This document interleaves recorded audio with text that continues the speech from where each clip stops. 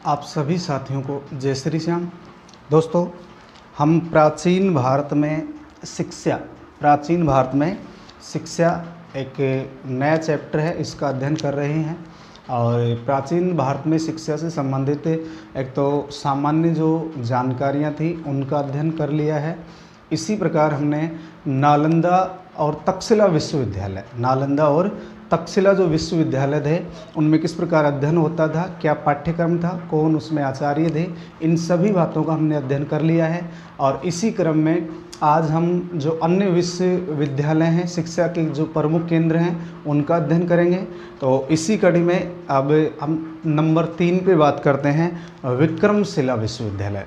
Number 3 पे बात करेंगे विक्रमशिला। उसके बाद कांची, जगदल्ला, अनहिलवाड़, जो भी विश्वविद्यालय है उन सभी का अध्ययन करेंगे। तो आइए हम प्राचीन भारत में शिक्षा से संबंधित दूसरे वीडियो की शुरुआत करते हैं। और इसमें पहला बिंदु लेते हैं अपन विक्रमशिला विश्वविद्यालय।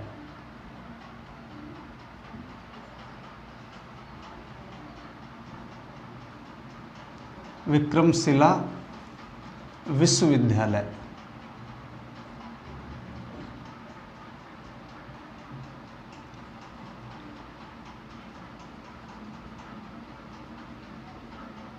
विक्रमशिला विश्वविद्यालय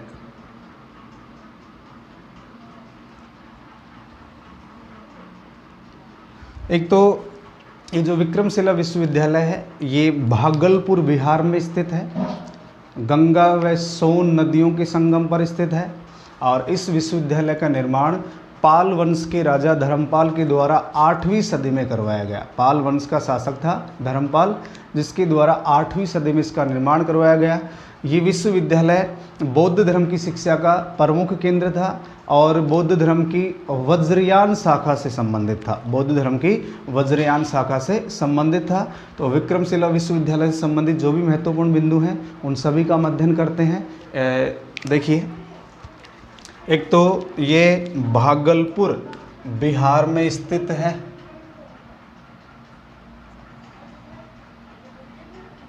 भागलपुर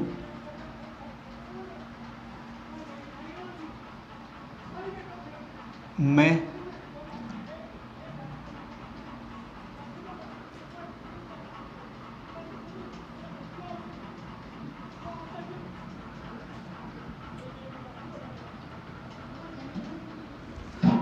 गंगा व सोन नदियों के संगम पर, भागलपुर बिहार में गंगा व सोन। तो देखिए दोस्तों, ये गंगा व कोसी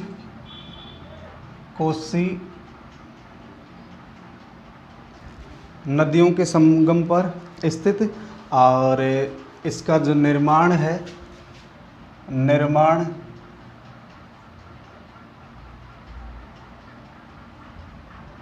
8वीं शताब्दी में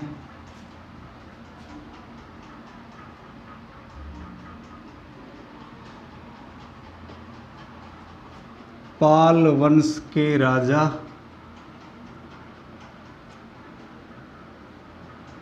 धर्मपाल ने करवाया। इसका निर्माण 8वीं सदी में पाल वंश के राजा थे जिनका नाम है धर्मपाल, उन्होंने इसका निर्माण करवाया। और ये जो विक्रमशिला विश्वविद्यालय है ये बौद्ध धर्म की शिक्षा का महान केंद्र था।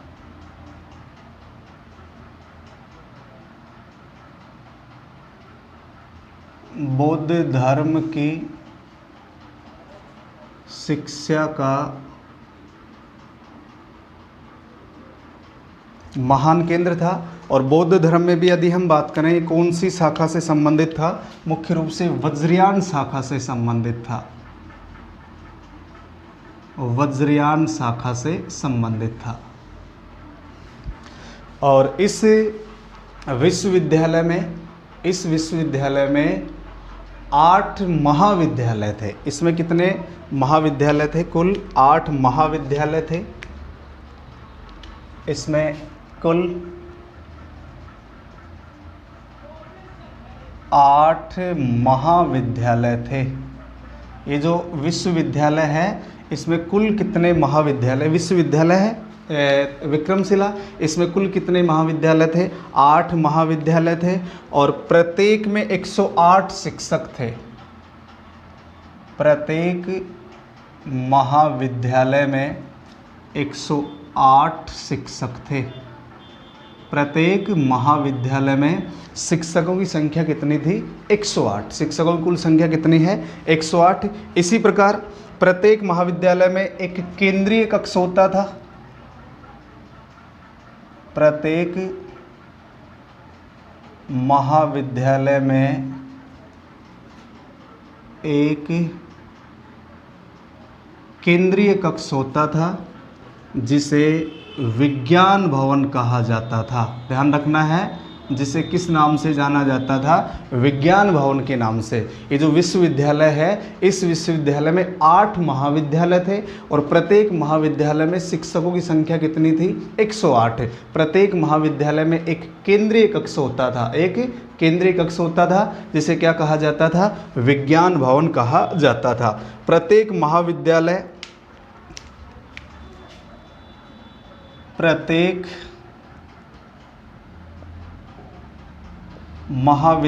में एक प्रवेश द्वार होता था।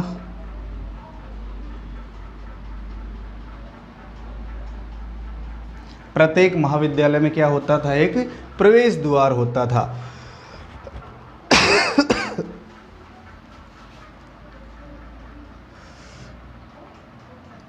प्रवेश से पूर्व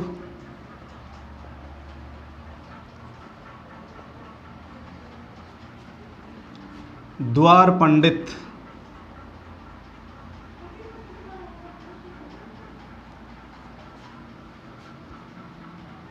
परीक्षा लेता था।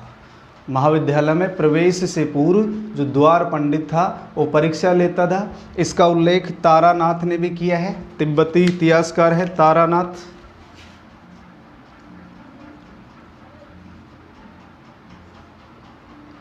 तारानाथ ने भी ये उल्लेख किया है कि द्वार पंडित की परीक्षा पास करने के बाद ही प्रवेश दिया जाता था। तो इसने लिखा है कि विश्वविद्यालय में प्रवेश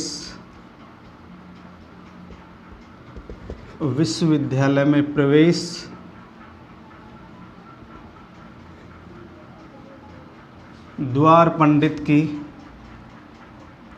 परीक्षा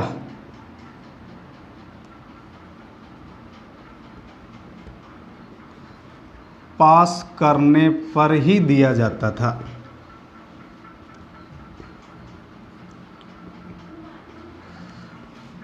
विश्वविद्यालय में जो प्रवेश है वो प्रवेश कब दिया जाएगा? जब आप द्वार पंडित की परीक्षा को पास कर लेंगे। इसी प्रकार देखिए, अब हम बात करते हैं द्वार पंडित। कुछ द्वार पंडित हैं।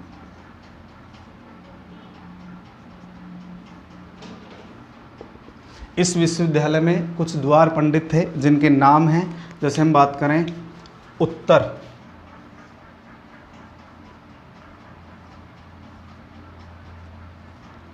यानी उत्तर द्वार, दक्षिण द्वार, पूर्वी द्वार और पश्चिमी द्वार। उत्तर द्वार का द्वार पंडित था नरोप।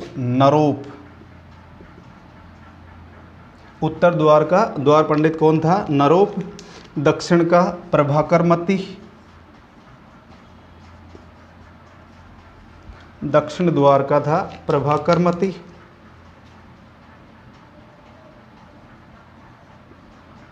प्रभाकरमती। पूर्वी द्वार का आचार्य रत्नाकर शांति। पूर्वी द्वार का आचार्य रत्नाकर शांति।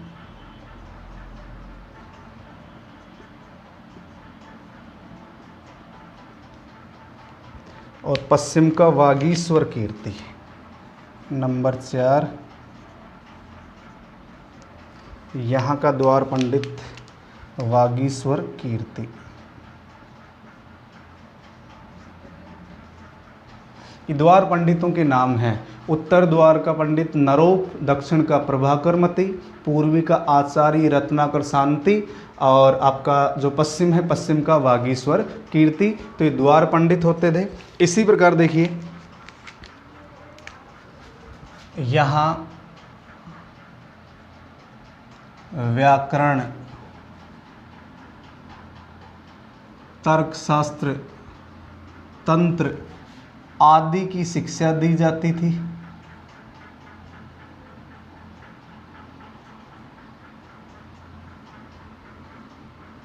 यहाँ व्याकरण, तर्कशास्त्र, तंत्र आदि की शिक्षा दी जाती थी। इसी प्रकार यहाँ का प्रसिद्ध आचार्य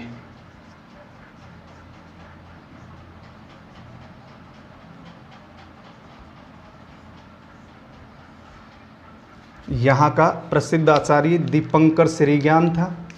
दीपंकर श्रीज्ञान, दीपंकर श्रीज्ञान।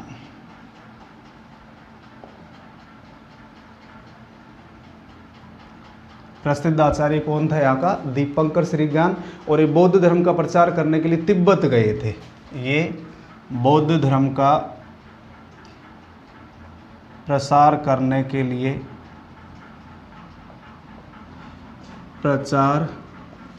प्रसार करने के लिए तिब्बत गए थे।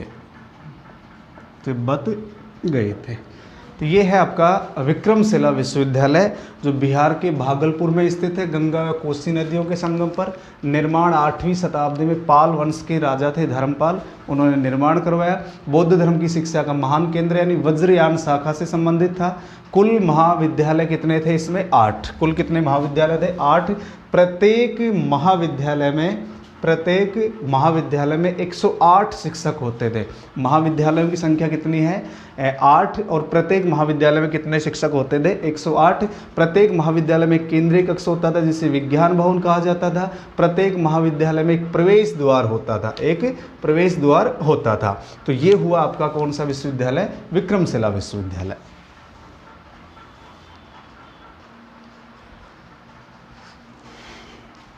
इसके बाद देखिए दोस्तों, अब हम नंबर 4 पे बात करते हैं कांची विश्वविद्यालय। काशी अलग है, काशी उत्तर भारत का है और कांची दक्षिण भारत का है। पल्लवों के समय का प्रमुख शिक्षा का केंद्र था। तो इसके बाद हम बात करते हैं कांची विश्वविद्यालय।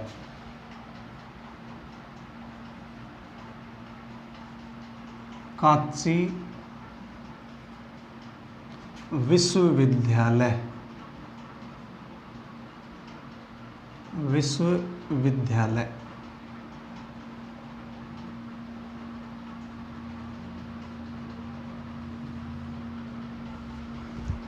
कांची विश्वविद्यालय ये दक्षिण भारत में शिक्षा का एक प्रसिद्ध केंद्र था। दक्षिण भारत में शिक्षा का प्रसिद्ध केंद्र।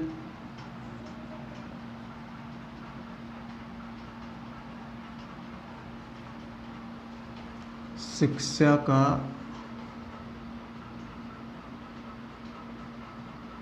प्रसिद्ध केंद्र, दक्षिण भारत में शिक्षा का प्रसिद्ध केंद्र था। तो ये दक्षिण भारत में पल्लवों की राजधानी था। किसकी राजधानी था? पल्लवों की राजधानी।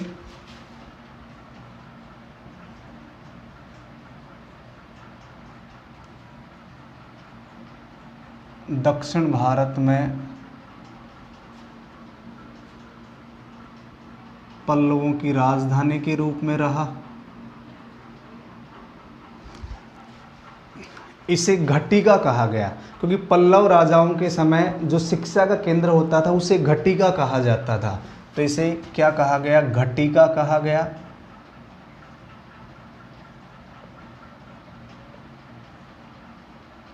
घटिका कहा गया। और इसे पंचम पीठ भी कहा जाता है क्योंकि जो 4 पीठें हैं वो शंकराचार्य के द्वारा स्थापित की गई थी। और इस चैप्टर के बाद हम अगला चैप्टर भारत में भक्ति आंदोलन का अध्ययन करेंगे। अगला जो चैप्टर होगा अपना वो होगा भारत में भक्ति आंदोलन। भक्ति आंदोलन के बाद हम बात करेंगे सूफी मत। उसके बाद हम बात करेंगे मुगल प्रशासन का। उसके बाद जो मुख्य टॉपिक है 5-7 इनका अध्ययन करने के बाद फिर हम आधुनिक भारत में यूरोपीय कंपनियों का आगमन, गांधी जी की नीतियाँ, जो भी आधुनिक भारत से संबंधित टॉपिक होंगे उनकी चर्चा करेंगे। तो एक इसे पंचम पीठ कहा गया, इसे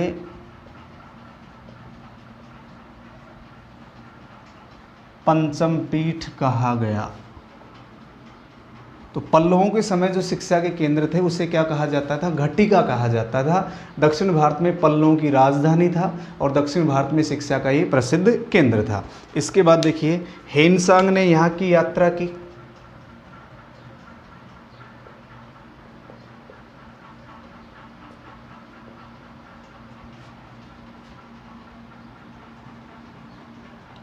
चीनी यात्री हेनसांग ने यहाँ कांची की यात्रा की थी। और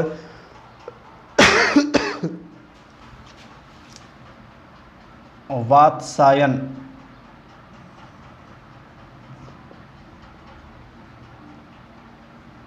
दिगनार्ड ने यहाँ अध्ययन किया।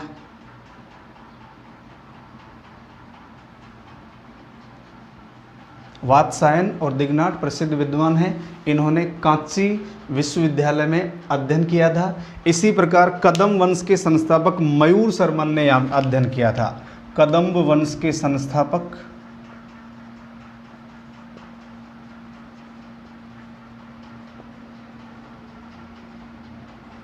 मयूर शर्मन ने यहाँ अध्ययन किया। मयूर शर्मन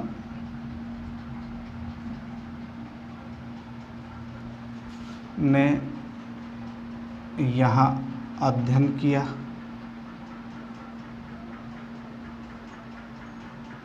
कदम वंश का संस्थापक था जिसका नाम था मयूर शर्मन, इन्होंने यहाँ अध्ययन किया। वात्सायन दिगनार्ड ने यहाँ अध्ययन किया। हेनसांग ने यहाँ की यात्रा की। इसे पंचम पीठ कहा गया, इसे घटिका कहा गया। ये पल्लवों की राजधानी थी और दक्षिण भारत में शिक्षा का प्रमुख केंद्र था। इसी प्रकार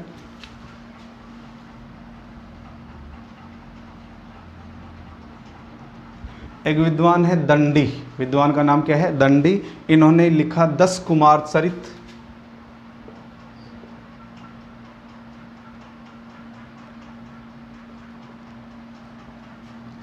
शूद्रक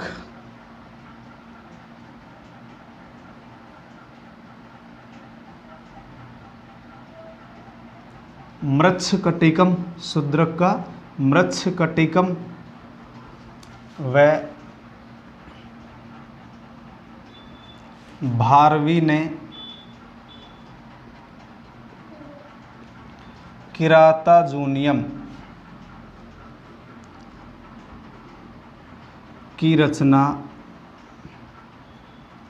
यहीं पर की, यहीं पर पूरी की।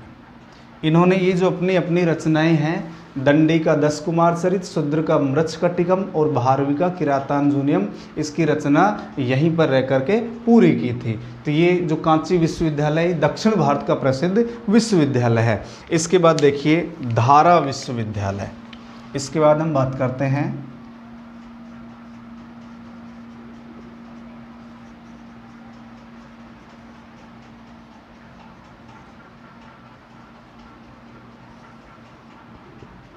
धारा विश्वविद्यालय।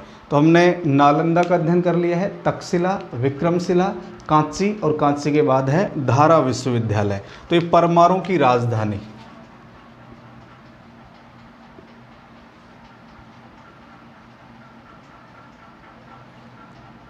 परमारों की राजधानी।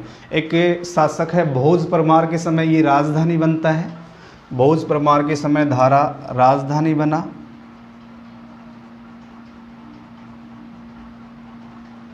के समय राजधानी बना। भोज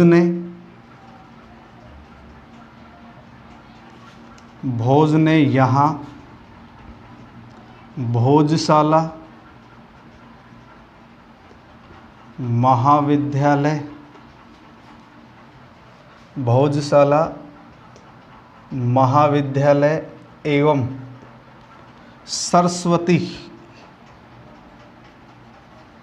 सरस्वती की मूर्ति स्थापित करवाई।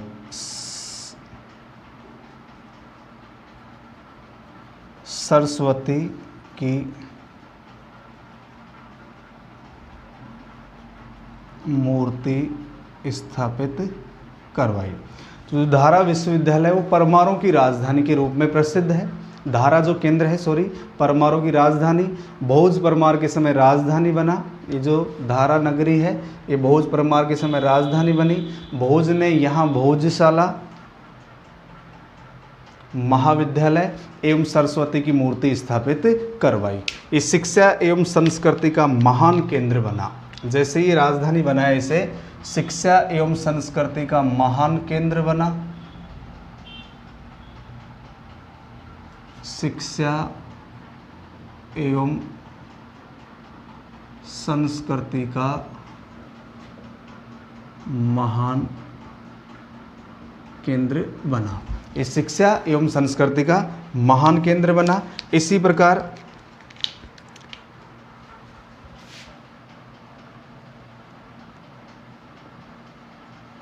धनंजय,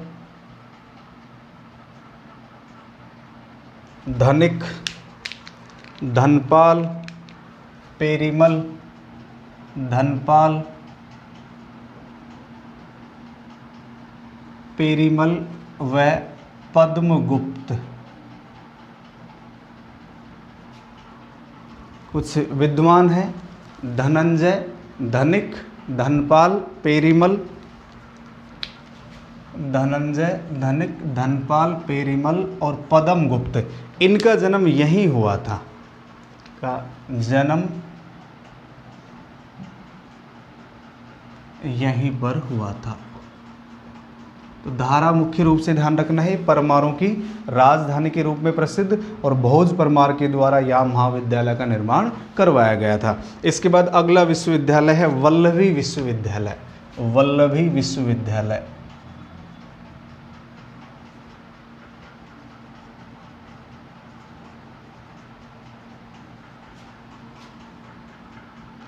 वल्लभी विश्वविद्यालय, और एक कहाँ स्थित है आपका, काठियावाड़, गुजरात में।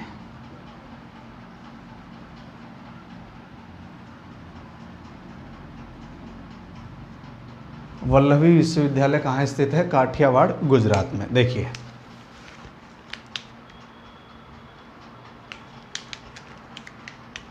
वल्लभी की स्थापना, वल्लभी की स्थापना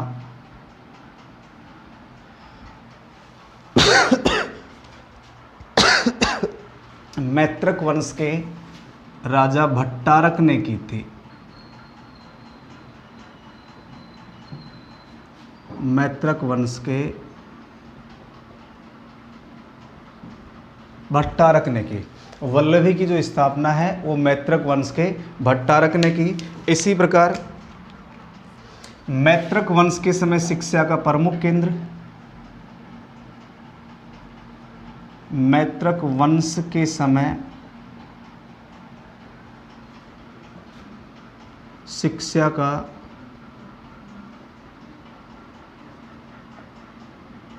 प्रमुख केंद्र, मैत्रक वंश के समय ये शिक्षा का प्रमुख केंद्र था। तो मैत्रक वंश के समय शिक्षा का प्रमुख केंद्र था। यहाँ प्रथम विहार का निर्माण दद्दा ने,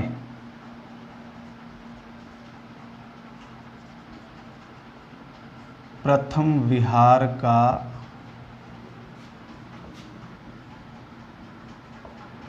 निर्माण दद्दा ने तथा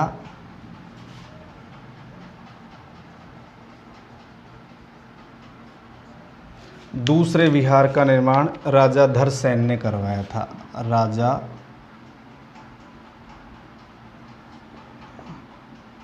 धरसेन ने करवाया।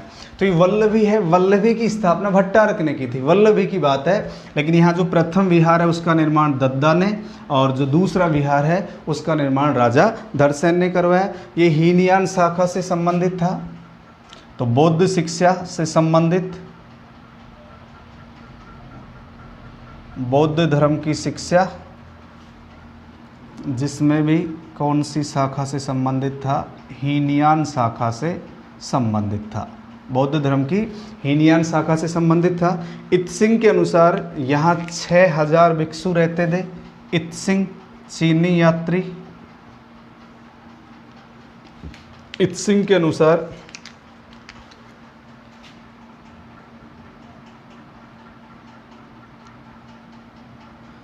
6000 भिक्षु रहते थे। ये 12वीं शताब्दी तक शिक्षा का महान केंद्र रहा।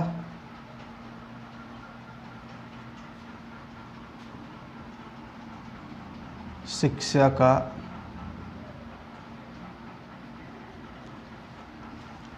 मोहम्मद गोरी ने आक्रमण करके इसे ध्वस्त किया था।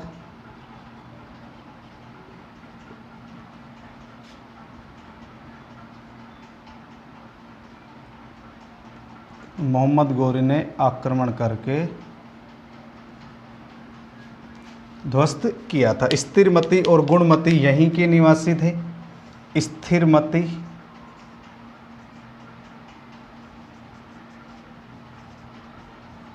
व गुणमती, स्थिरमती गुणमती यहाँ के निवासी और यहाँ के आचार्य भी रहे। यहाँ के निवासी और यहाँ के आचार्य भी रहे, यहाँ के आचार्य। तो कांची ये दक्षिण भारत में शिक्षा का प्रसिद्ध केंद्र था। इसके बाद हमने बात की धारा विश्वविद्यालय, परमारों की राजधानी। भोज परमार के समय राजधानी बनी। भोज ने यहाँ भोजशाला, महाविद्यालय एवं सरस्वती की मूर्ति स्थापित करवाई। शिक्षा एवं संस्कृति का महान केंद्र बना। जैसे ही भोज ने इसे राजधानी बनाया, शिक्षा और संस्कृति का महान केंद्र बना। धनंजय धनिक धनपाल, धनंजय धनिक धनपाल पेरीमल व पद्मगुप्त का जन्म यहीं पर हुआ था। धनंजय धनिक धनपाल पद्मगुप्त व पेरीमल का जन्म यहीं हुआ। वल्लभी विश्वविद्यालय की बात करें, काठियावाड़ गुजरात में है। काठियावाड़ गुजरात में। वल्लभी की स्थापना मैत्रक वंश के राजा भट्टारक ने की। मैत्रक वंश के समय शिक्षा का प्रमुख केंद्र था।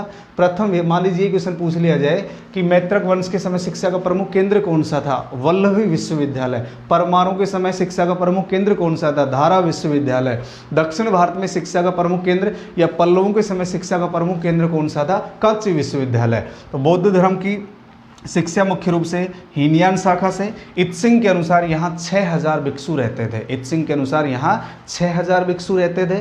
12वीं शताब्दी तक शिक्षा का केंद्र रहा। मोहम्मद गोरी ने आक्रमण करके इसे ध्वस्त किया। और स्थिरमती व गुणमती यहाँ के निवासी थे। और इस विश्वविद्यालय में आचार्य भी रहे, स्थिरमती व गुणमती, जिनका संबंध कौन से विश्वविद्यालय से था? वल्लभी विश्वविद्यालय से। तो एक बार आप इसका स्क्रीनशॉट ले लीजिए।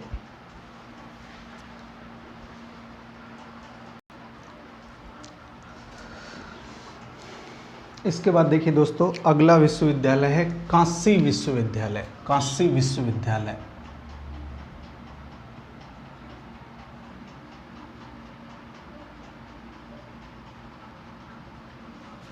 अथवा बनारस।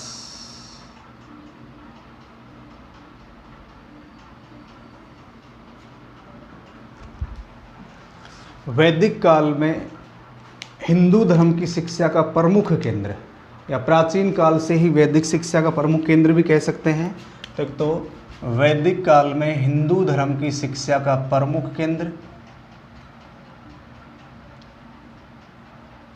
वैदिक काल में हिंदू धर्म की शिक्षा का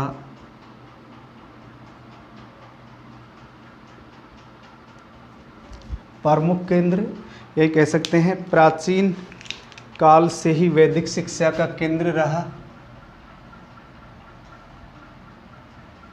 प्राचीन काल से ही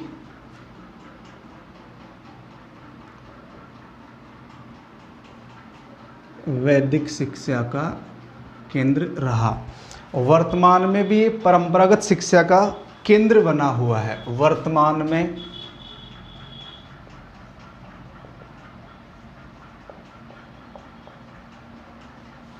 परंपरागत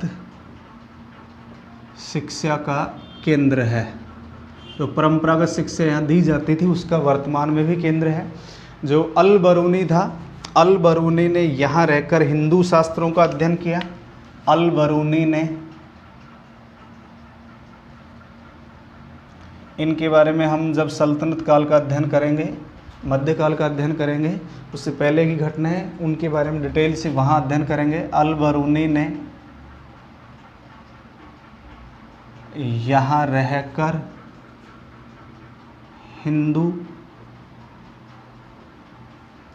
शास्त्रों का अध्ययन किया।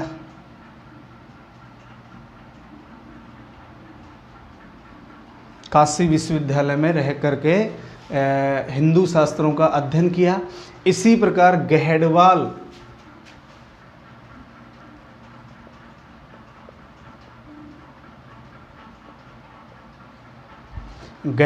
वंश के राजाओं के समय ये शिक्षा का एक प्रमुख केंद्र बना, शिक्षा का एक महान केंद्र बना। गहड़वाल वंश के समय काशी शिक्षा का एक महान केंद्र बना। इसी प्रकार कश्मीर के विद्वान थे श्रीहर्ष। श्रीहर्ष ने यहाँ रहकर नैषद चरित्र की रचना की, नैषद चरित्र की रचना की। कश्मीरी कवि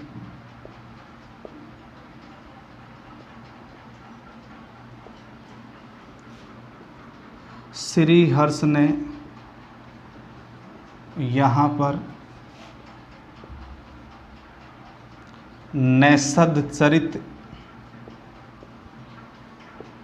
की रचना की। तो काशी विश्वविद्यालय या बनारस विश्वविद्यालय वैदिक काल में हिंदू धर्म की शिक्षा का प्रमुख केंद्र, प्राचीन काल से ही वैदिक शिक्षा का केंद्र, वर्तमान में परंपरागत शिक्षा का केंद्र है। अल बरूनी ने यहाँ रहकर हिंदू शास्त्रों का अध्ययन किया था। अल बरूनी ने यहाँ रहकर हिंदू शास्त्रों का अध्ययन किया। गहड़वाल वंश के समय काशी शिक्षा का एक प्रसिद्ध केंद्र बन गया था। और कश्मीरी कवि श्रीहर्ष ने यहाँ रहकर नैषद चरित्र की रचना की, यहाँ रहकर के नैषद चरित्र की रचना की। इसके बाद है कश्मीर विश्वविद्यालय, 2 लाइनें हैं इसमें।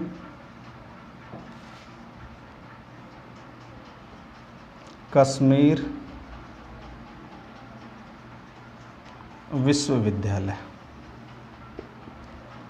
ये पूर्व मध्यकाल में हिंदू व बौद्ध धर्म का प्रमुख केंद्र था।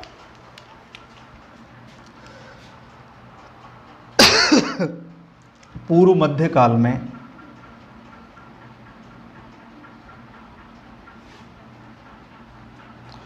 बौद्ध व हिंदू में मुख्य रूप से शैव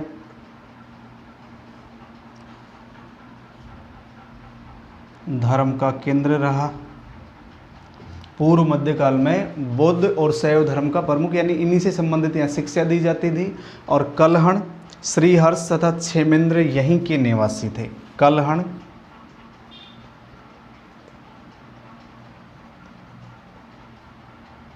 क्षेमेंद्र व श्रीहर्ष यहीं के निवासी। 3 नाम याद रखने आपको, कलहण, क्षेमेंद्र और श्रीहर्ष। कलहण, क्षेमेंद्र और श्रीहर्ष ये कहाँ के निवासी थे? कश्मीर के निवासी थे।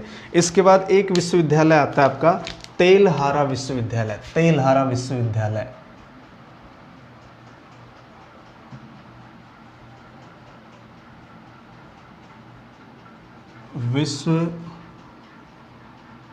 विश्वविद्यालय हेनसांग और इत्सिंग ने भी इसका उल्लेख किया है।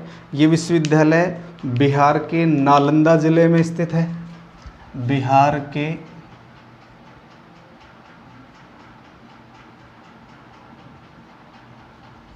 नालंदा जिले में स्थित यह एक महाविहार है।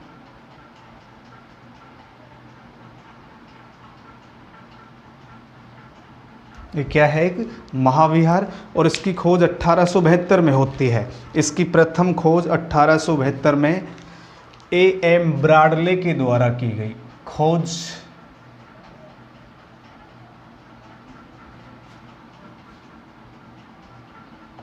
A.M. ब्राडले द्वारा A.M. ब्राडले के द्वारा इसकी खोज की गई थी। 2009 में डॉक्टर अतुल कुमार वर्मा, 2009 में डॉक्टर अतुल कुमार वर्मा के नेतृत्व में इसका उत्खनन हुआ। डॉक्टर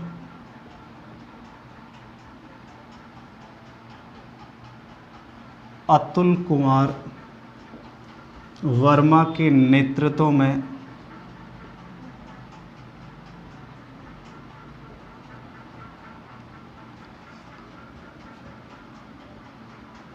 उत्खनन शुरू हुआ।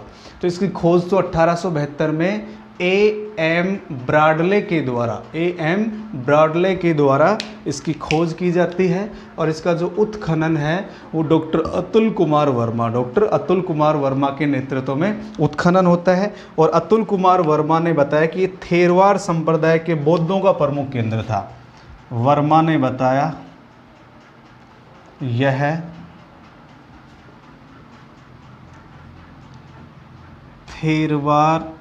थेरवाद संप्रदाय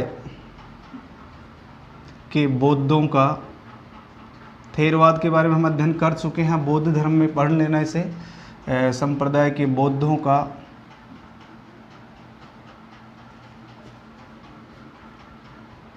प्रमुख केंद्र था। थेरवाद संप्रदाय के बौद्धों का प्रमुख केंद्र था। हेनसांग और इत्सिंग ने भी यहाँ का उल्लेख किया है। हेनसांग के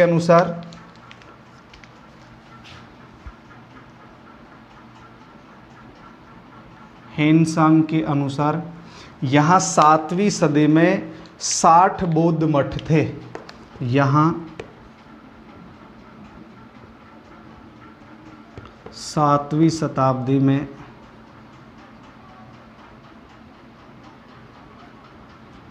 60 बौद्ध मठ थे। हेनसांग के अनुसार यहाँ 7वीं शताब्दी में कितने बौद्ध मठ थे? 7। इसी प्रकार इत्सिंग ने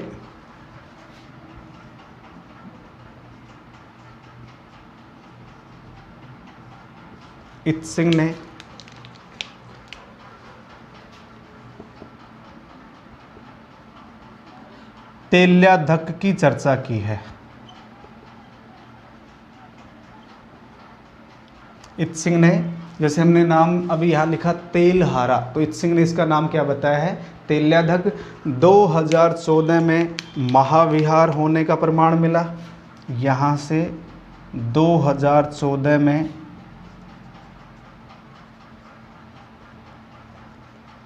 महाविहार होने का प्रमाण मिला और 2014 में ही महात्मा बुद्ध की प्रतिमा प्राप्त हुई है। 14 में बुद्ध की प्रतिमा प्राप्त हुई है। तो दोबारा देखिए, काशी विश्वविद्यालय और कांची जो विश्वविद्यालय था वो दक्षिण भारत का विश्वविद्यालय था। कांची विश्वविद्यालय दक्षिणी भारत का विश्वविद्यालय था और जो काशी विश्वविद्यालय है ये आपके उत्तर भारत का विश्वविद्यालय है। और ये जो विश्वविद्यालय है ये वैदिक शिक्षा के लिए प्रसिद्ध था। इसी प्रकार कश्मीर विश्वविद्यालय पूर्व मध्यकाल में बौद्ध व शैव धर्म का केंद्र था। बौद्ध व शैव धर्म से संबंधित शिक्षा दी जाती थी। कलहण क्षेमेंद्र श्रीहर्ष यहीं के निवासी थे। तेलहारा विश्वविद्यालय ये बिहार के नालंदा जिले में स्थित है। बिहार के नालंदा जिले में ये एक महाविहार है। खोज 1872 में A.M. ब्राडले और 2009 में डॉक्टर अतुल कुमार वर्मा के नेतृत्व में इसका उत्खनन शुरू हुआ।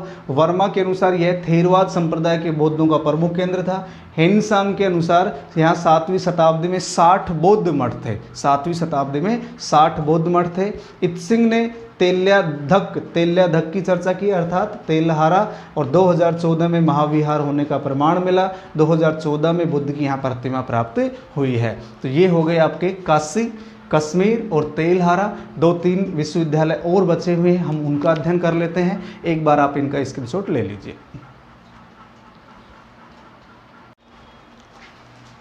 इसके बाद देखिए दोस्तों, कुछ विश्वविद्यालय और हैं, जैसे जगदल्ला और अनहिलवाड़, सोमपुरी, कुछ विश्वविद्यालय और हैं।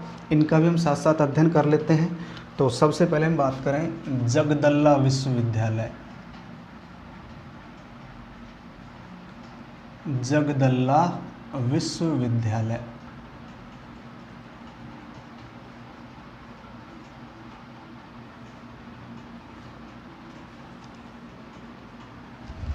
एक तो ये पाल शासकों के समय शिक्षा का प्रमुख केंद्र था, पाल शासकों के समय शिक्षा का प्रमुख केंद्र था।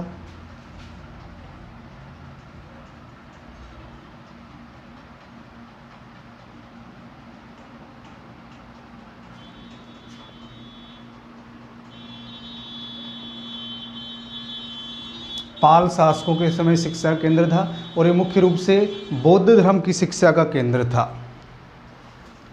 बौद्ध धर्म की शिक्षा का केंद्र।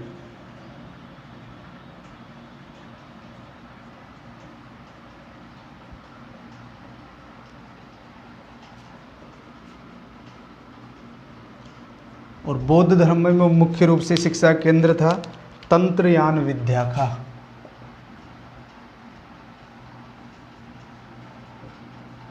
तंत्रयान विद्या का मुख्य केंद्र था। और यहाँ यहाँ के प्रमुख आचार्य देखिए, आचार्य कौन कौन है। जगदल्ला विश्वविद्यालय पाल राजाओं के समय शिक्षा का केंद्र था, बौद्ध धर्म की शिक्षा का केंद्र था और बौद्ध धर्म में भी कौन से तंत्रयान विद्या का प्रमुख केंद्र था। और यहाँ के आचार्य हैं शुभाकर गुप्त और मोक्षाकर गुप्त, शुभाकर गुप्त और मोक्षाकर गुप्त।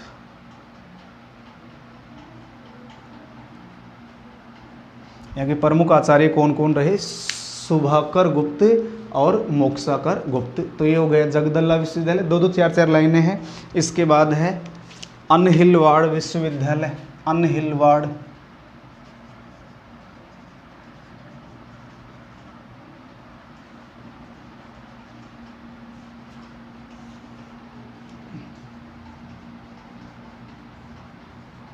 गुजरात। अनहिलवाड़ विश्वविद्यालय का संबंध कहाँ से है, गुजरात से है। और देखिए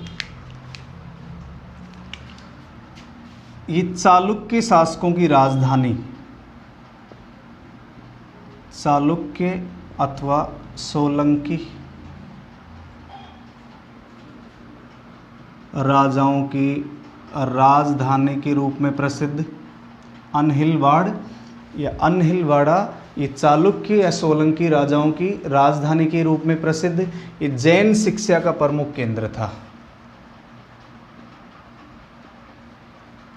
ध्यान रखना है, जैन धर्म की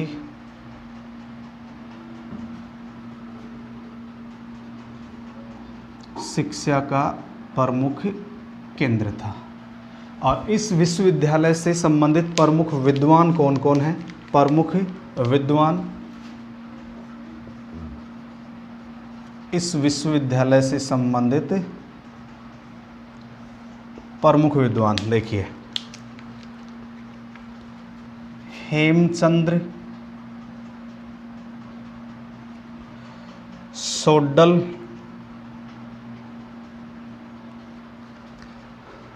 मेरुतुंग। यानी इस विश्वविद्यालय से जुड़े हुए प्रमुख विद्वान कौन कौन हैं जिन्होंने यहाँ अध्ययन किया था, हेमचंद्र सोड्डल, मेरुतुंग, वत्सराज,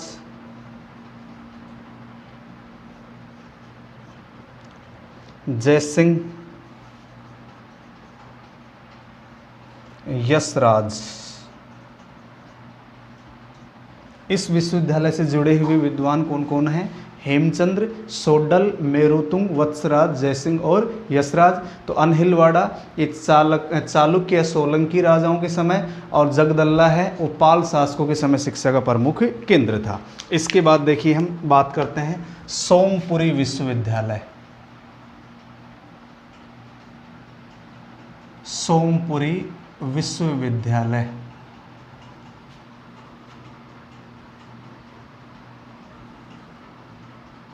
सोमपुरी विश्वविद्यालय पाल शासक धर्मपाल द्वारा स्थापित, पाल शासक धर्मपाल द्वारा स्थापना। और ये बंगाल में बौद्ध धर्म की शिक्षा का केंद्र था, बंगाल में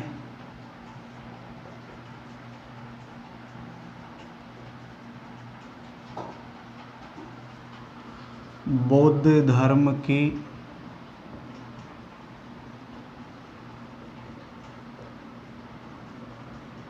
शिक्षा का केंद्र था। तो सोमपुरी विश्वविद्यालय ये बंगाल में हो गया। कहाँ है? बंगाल में। पाल शासक धर्मपाल द्वारा इसकी स्थापना की गई और ये बंगाल में बौद्ध धर्म की शिक्षा का केंद्र था। ये नालंदा विश्वविद्यालय की परंपरा पर आधारित था। नालंदा विश्वविद्यालय की परंपरा पर आधारित, नालंदा विश्वविद्यालय की परंपरा पर आधारित।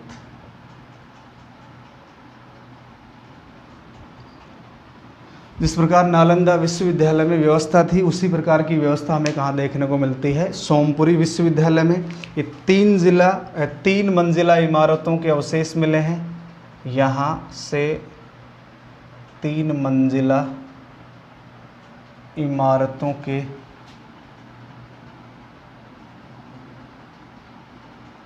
अवशेष मिले हैं। 3 मंजिला इमारतों के अवशेष मिले हैं। 1985 में इसे विश्व धरोहर में शामिल किया गया। 1985 में इस विश्व विरासत घोषित किया गया। 1985 में इसे विश्व विरासत घोषित किया गया। विश्व विरासत इसे कब घोषित किया गया था? 1985 में। इसके बाद अगला विश्वविद्यालय ओदंतपुरी विश्वविद्यालय।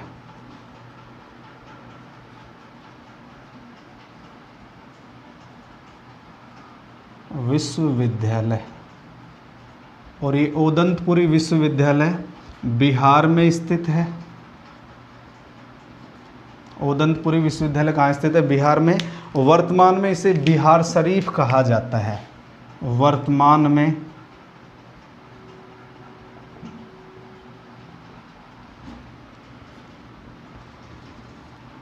बिहार शरीफ कहा जाता है। ओदंतपुरी विश्वविद्यालय को वर्तमान में बिहार शरीफ कहा जाता है। ये भी बौद्ध धर्म की शिक्षा का एक केंद्र था।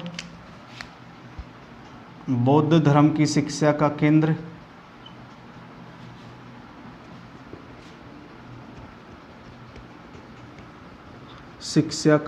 था। पाल वंश के राजा धर्मपाल द्वारा इसकी स्थापना की गई। पाल वंश के राजा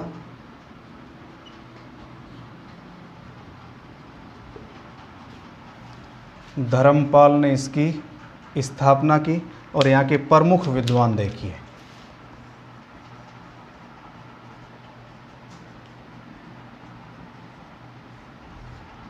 इस विश्वविद्यालय के प्रमुख विद्वान दीपाशंकर, प्रभाकर और अत्तिस। दीपाशंकर, प्रभाकर और अत्तिस या आतिश। तो देखिए दोस्तों, जगदल्ला पाल शासकों के समय एक एक बिंदु तो आपको ध्यान रखना ही रखना है। पाल शासकों के समय यहाँ के आचार्य थे सुभाकर गुप्त, मोक्षाकर गुप्त, अनहिलवाड़, गुजरात, चालुक्य राजाओं की राजधानी। ये जैन धर्म की शिक्षा का प्रमुख केंद्र था। ध्यान रखना है, ये कौन से धर्म की शिक्षा का प्रमुख केंद्र था? जैन धर्म की। यहाँ के प्रमुख विद्वान हेमचंद्र, सोढल, मेरुतुंग, वत्सराज, जयसिंह, यशराज। हेमचंद्र, सोढल, मेरुतुंग, वत्सराज, जयसिंह और यशराज। सोमपुरी विश्वविद्यालय ये बंगाल में है। पाल शासक धर्मपाल द्वारा बौद्ध धर्म की शिक्षा का केंद्र है। ये नालंदा विश्वविद्यालय की परंपरा पर आधारित है। 3 मंजिला इमारतों के अवशेष मिले हैं और 1985 में इसे विश्व विरासत घोषित किया गया। 1985 में विश्व विरासत घोषित किया गया।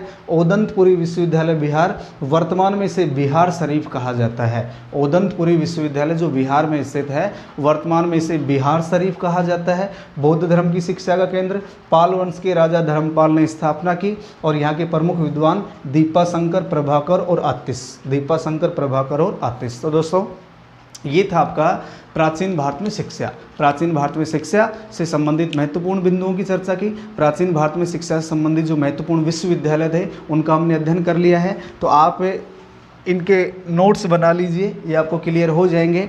इसके पश्चात अगला जो पार्ट होगा, इसके बाद हम बात करेंगे भक्ति आंदोलन की। एक महत्वपूर्ण टॉपिक है, यहाँ से एग्जाम में एक क्वेश्चन पूछा जाता है, भक्ति आंदोलन। भक्ति आंदोलन के बाद हम बात करेंगे आपका सूफी सूफी मत जो इस्लाम धर्म से संबंधित है। तो भक्ति आंदोलन के प्रवर्तक कौन थे, भक्ति आंदोलन के जन्मदाता कौन थे, आदि गुरु शंकराचार्य। इन्होंने 4 मठें स्थापित की थी, रामानुज, रामानंद, कबीर। जो भी इस भक्ति से संबंधित जो भी संत हैं, निर्गुण भक्ति संत, सगुण भक्ति संत, इन सभी का हम इसी प्रकार डिटेल से अध्ययन करेंगे। तो आज की वीडियो में इतना ही। जय हिंद, जय भारत।